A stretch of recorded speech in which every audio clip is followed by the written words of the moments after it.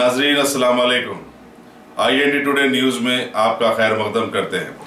आइए देखते हैं ये तफसीलात। अगर आपने हमारे चैनल को सब्सक्राइब नहीं किया है तो आपको यहाँ सब्सक्राइब बटन दिख रहा है, उसे क्लिक करिए और सब्सक्राइब कीजिए और साथ ही साथ बेल आइकॉन को भी क्लिक करिएगा जिससे कि आपको ताज़ा अपडेट मिलते रहे।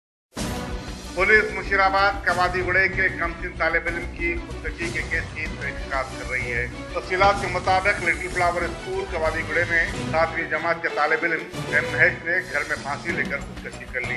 वालिदैन का इल्जाम है कि स्कूल का इंतजामिया उनके लड़के को फीस की अदम अदायगी पर हिरासा कर रहा था और वो ज़हनी दबाव का शिकार हो गया। दूसरी तरफ स्कूल के इंतजामिया ने कहा है कि महेश 2 दिन से स्कूल ही नहीं आया। वाज़ेह रहे कि शहर के मुख्तलिफ स्कूल से ऐसी शिकायत मिल रही है कि वहाँ बच्चों को फीस की अदम अदायगी पर मुसलसल हिरासा किया जा रहा है, उन्हें स्कूल में ही दाखिले से रोक दिया जा रहा है।